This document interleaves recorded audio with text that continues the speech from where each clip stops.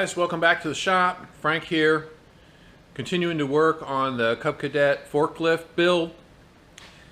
Last week I struggled for days trying to get the steering wheel off. Finally got that off, so we should get some progress more quickly and less interrupted by a puppy. This is Butchie. Yeah, he's a good boy. He's a good boy. So hopefully make a little more progress this week on the tractor. And I have ordered more materials. I've got a steel order coming for the steel for the mast. Hopefully in this episode we'll try to get the hydraulic pump mounted, or at least make some progress on that, get the dash off, and look at the arrangement for the seat and the new dash. I also just got a package with power steering gear in it, so we'll get that, open that up and see what that looks like as well. All right, so we'll get started here.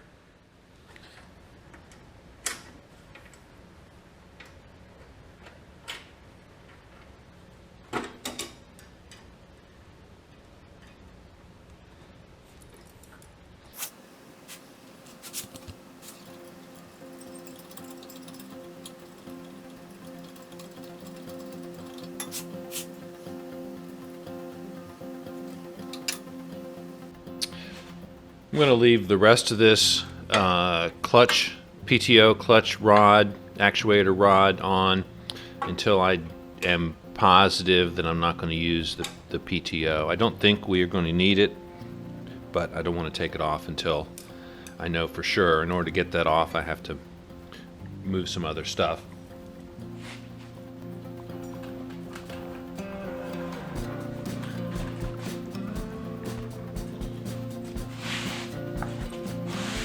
So there's Brutus and Butchie both. All right, good puppies. All right.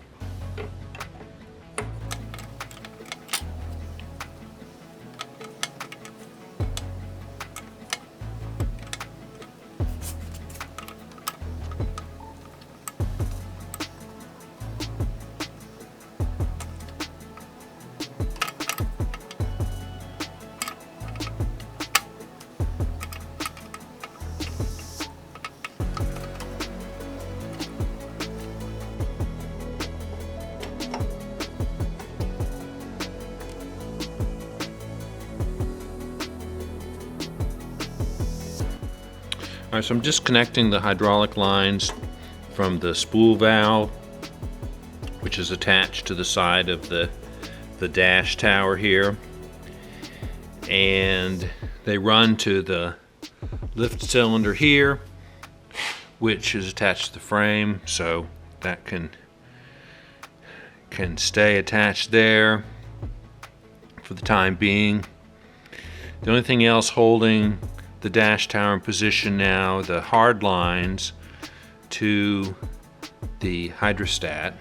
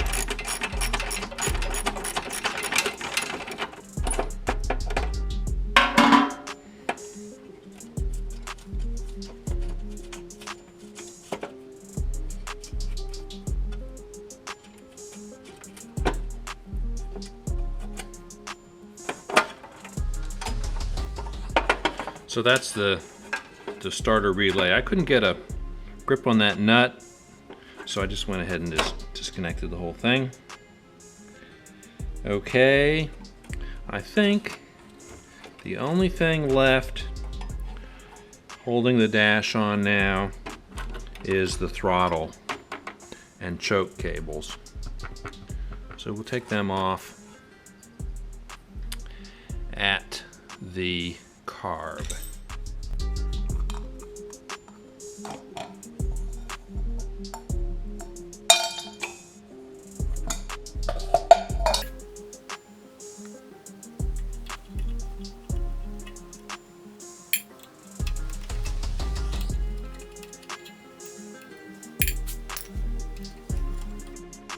These screws are a common issue on these tractors, and probably every other tractor with these carburetors.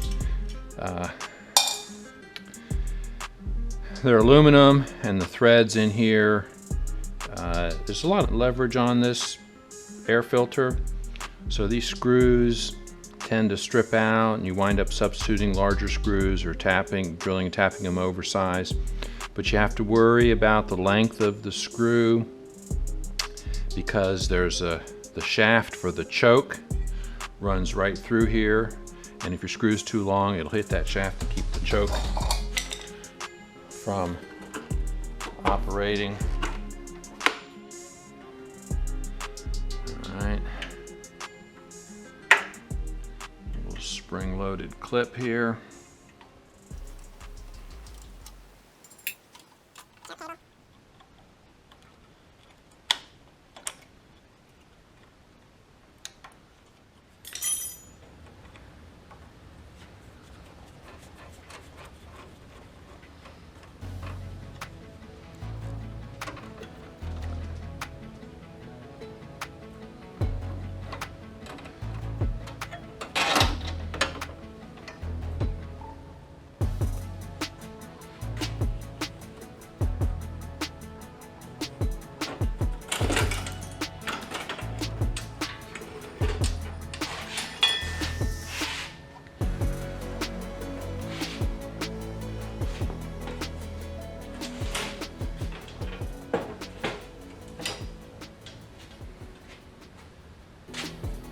That's a perfect fit, right? That's basically where it's going to go.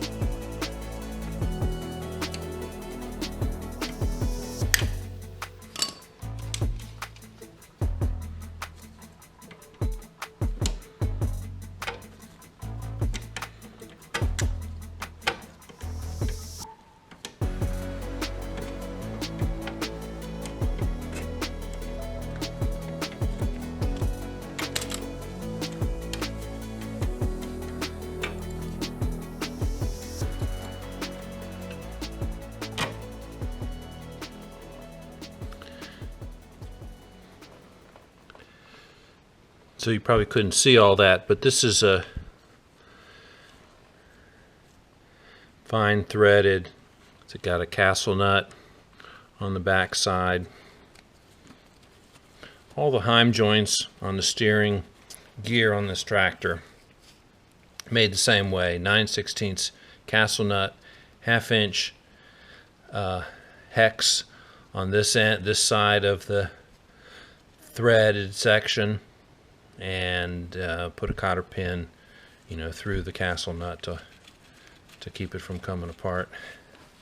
All right, that disconnects it from the steering gearbox, which is right here. All right, next thing is there's two bolts on the steering gearbox. So the 2 bolts for the steering gearbox are right here.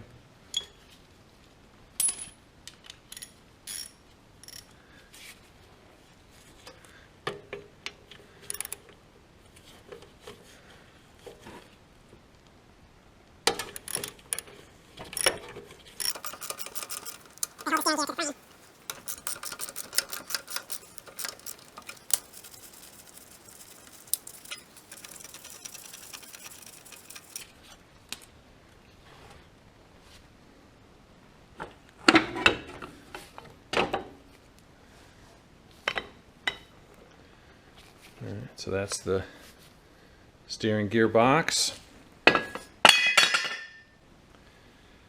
Alright, this is the hydro speed control arm. So the lever on the dash twisted this arm, which moves the swash plate on the side of the hydrostat. So this control will have to be relocated or reconfigured to operate off the dash, the dash's new position in the rear. So we'll have to sort that out. And of course the steering will become power steering. So we won't need the steering gearbox anymore. We will install a steering wheel, the circular valve, the steering gear valve will be inside the dash here, and the hoses, hydraulic hoses, will run off these auxiliary connections and then forward to a hydraulic cylinder which will control the front wheels. I have to decide what to do about the throttle and the choke and many of the electrical connections. If the seat's back here, this is where the wiring harness is. It wouldn't be too difficult to extend the wiring harness back here, and that would give it would probably be the best way to do it. I mean, another way to do it is to move some of the controls back here, say underneath the seat, throttle and choke, but I can extend the cables. I can buy new cables and run them back and up into the dash. So I think that makes the most sense is to do that. We'll mount the seat back here. I'll have to build a frame, and the frame will support the rear end of the hood, and it'll support the gas tank, which was previously supported by the back side of the dash, or the forward side of the dash toward the engine. So the gas tank needs to be remounted, approximately right here, and we'll build a platform for the seat. See how that works out. So to put the hood back on here to get the spacing correct for where the seat will go. I mean, I think the hood comes back to about here. So we'll put that back on, check that out before we make a pattern for a panel which will mount here, perhaps inside a frame, and it will support the fuel tank. And okay, so that's some good progress. I mean, to be honest with you, looking at this dash in the back there, it doesn't look bad. I kind of like the looks of that. So this is I cut the tape, but I hadn't really pulled anything out of here yet. This is the power steering. Let me get a trash can.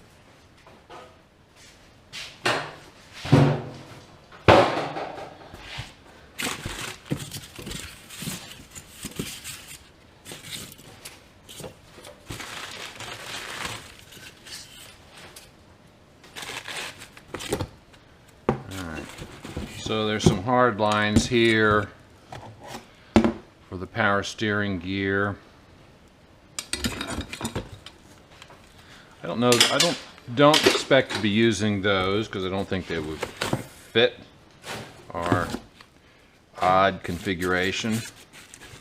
Alright, there's the steering column shaft and nut, and that may not be the same as the splines on the steering wheel we took off. Alright, I'll have to check on that.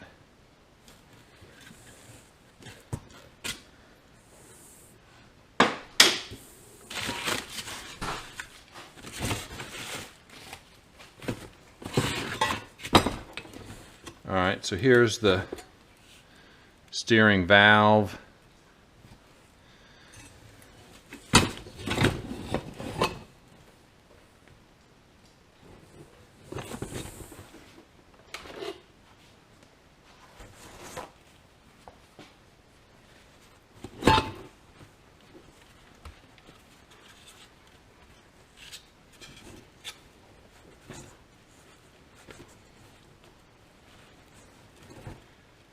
have to clean this off and see if there's markings on here.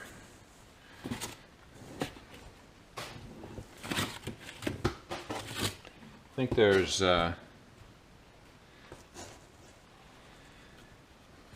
probably an in and an out either side of the steering cylinder, and the other one goes to an auxiliary, goes to a different port, and probably to the hydraulic lift. So we'll have to clean this off and see if we can decipher the labels on there. But it turns, so I think it'll work fine.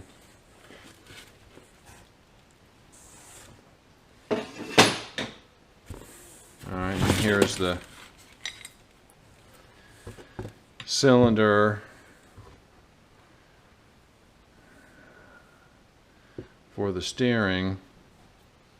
I mean, that looks bent to me. I don't know if it's supposed to be like that or not, but it may not matter, and maybe we can straighten it out. It certainly moves easily.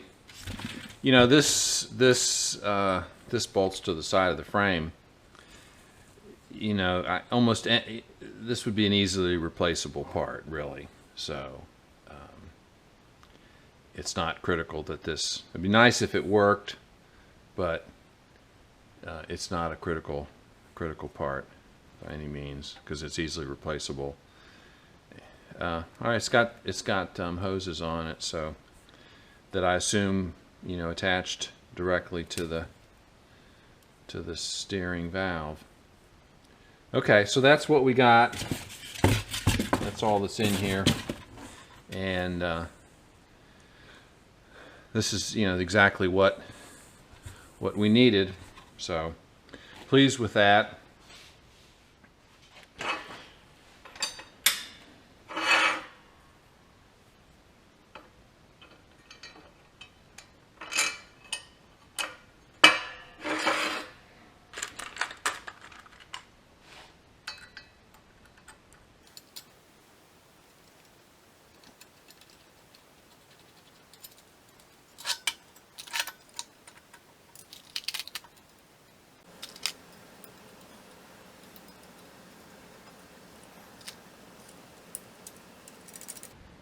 Yeah, I'm going to say that bolt's not really long enough for that safety nut, but it's captured here by this. I would have to cut this to get it out. I think it'll be all right.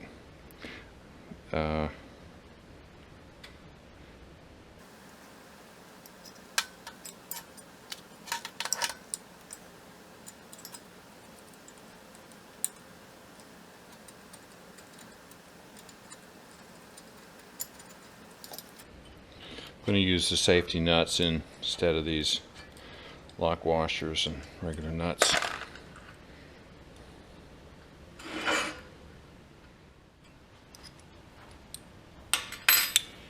This is a little more expedient.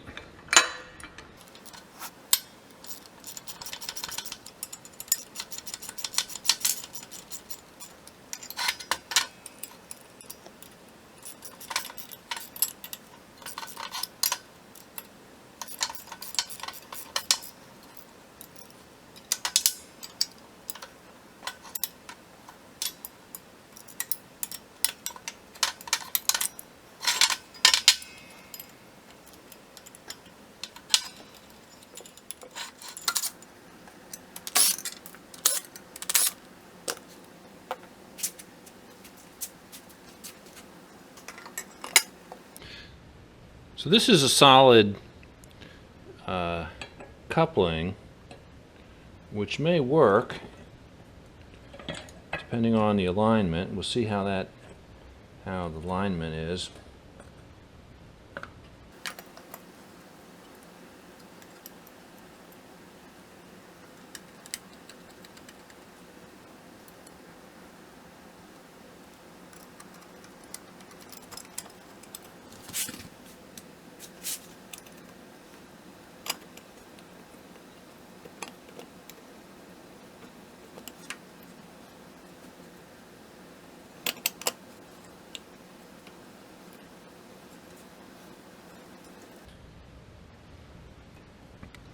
The alignment looks very close. Let's see if I can.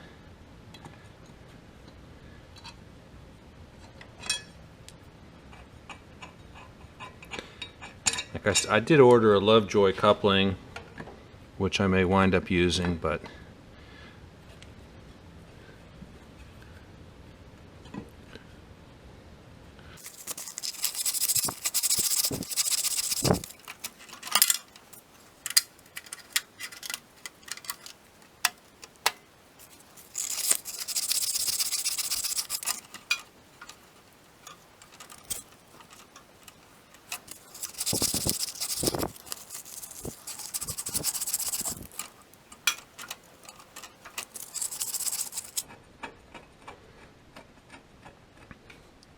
it's just a test fit to see if this coupler, solid coupler, is going to work.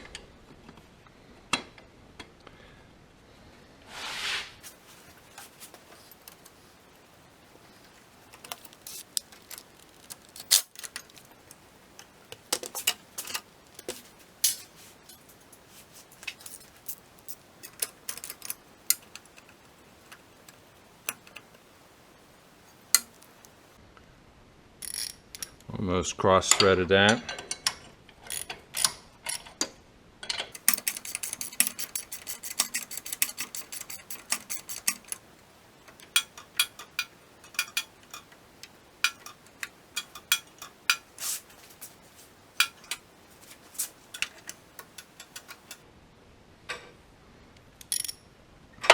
And that's turning the motor over.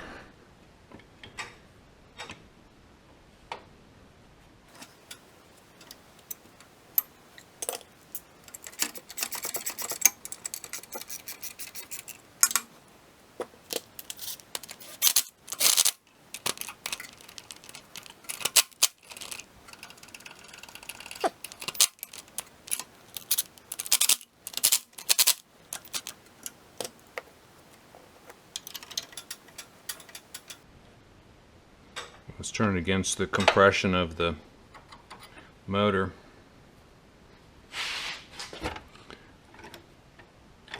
How easily this sleeve moves on these shafts is some indication of how well it's aligned, and it's moving pretty freely. So I'm going to leave this on for the time being, but we're likely to change it out to a Lovejoy. When my Lovejoy fitting comes, assuming it has clearance here, we'll probably swap this out, but we'll see what that looks like. But that's how the hydraulic pump fits and is driven by the output shaft. I call it the output shaft. It's the rear shaft. Some applications it's the input shaft for these hydrostats. But in any case, you can see it drives the hydraulic pump, and then we'll have this is a suction tube, go to the in. The out will go to our valves, which will control the cylinders, and so that'll be that circuit. And then the return to one of these, one's a vent, the other's a fill, so we'll configure those when we get closer. All right, so that's it for this week. We made a lot of progress. Disassembly. Started on the hydraulics here, got the power steering gear, so we can work on that next time as well. Primary focus has got to be seating position, how to build a bracket to support the seat, and put the hood back on, see how that all fits. Reset the dash and look at that. Butchie's come in here to check things out. What I'd like to try to do is get to a driving backwards machine before we start adding the mast and the lift equipment for the forklift. So configuring the hydrostat controls and all that stuff will be, one of the major tasks here to get to that point, as well as building this power steering and that sort of thing. So we'll continue to work on this next week. Thanks for watching. Leave a comment, hit the bell, thumbs up, a like, appreciate that. See you guys next time.